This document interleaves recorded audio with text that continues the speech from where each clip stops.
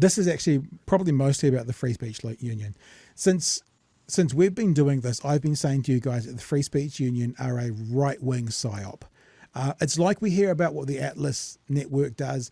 Whether you believe or don't believe that's it, we're not going to get into that. But the accusation is they get into a lot of free speech groups and they use the kind of cover of free speech to put through alt-right talking points. Now, I want to show you this because the Free Speech Union 99 times out of 100 supports right-wing propaganda. And they stand up for right-wingers to do what they got to do. Now, there is one thing that they often go the other way for, and that's drag queen story time. Is that right? Mm-hmm. That's right. Yep. Drag queen story time. And this is an episode where the Free Speech Union are talking to Karen Oliver about drag queens and defending their right to say what they've got to say. However, the difference is the Free Speech Union also want you to know that drag queens are perverts. Not my words. Don't be offended by me. I'm just giving this to you. You need this information. So they come out and they stand up for drag queen story time and for their right to speak, but they want us all to make sure that we are aware that drag queens are a perversion. Have you ever heard them say the opposing of something on the right? I would say not. And even saying that, who says all drag queens are left-wing? You know what I'm saying? But they're taken as. And so I want to play this for you. It's only 60 seconds.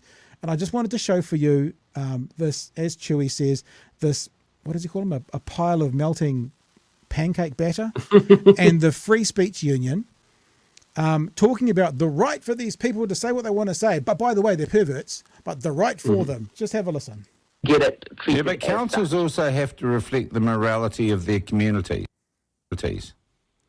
Oh, and really? I come back to it, a basic thing. This is blokes who dress up as parodies of women reading stories to children. It just seems perverted to me, Jonathan. Does it not seem perverted to you?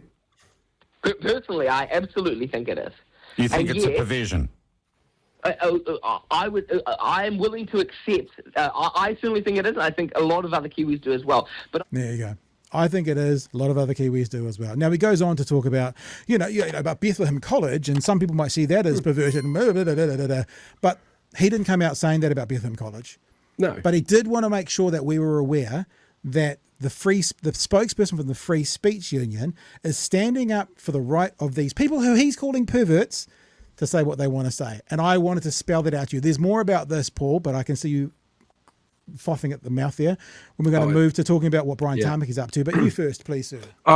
This argument always bugs me. I've grown up around drag queens. I know a number of drag queens and drag performers, and I know a number of people who work with kids and children. And there's one thing that's really sort of common in what they're all doing, and it's that they're going out to entertain and find ways to keep people doing fun stuff, interesting stuff. Drag Queen Story or Drag Time Story Hour, we vet it, you run it past police checks, you make sure that all of those safety procedures are in place as you would for somebody who is running a scout troop or a Girl Guides troop. They go through the same stops and checks. The only difference is that this is a performer who is performing as somebody opposite to the gender that they generally present with.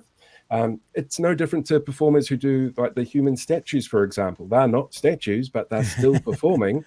It's such a beat up because it's an easy target, because it's something that seems to be clearly visible that the right wing love to froth at the mouth about, and they come across as nasty no matter how they do it. And the FSU we respect their right to free speech, but they're perverted.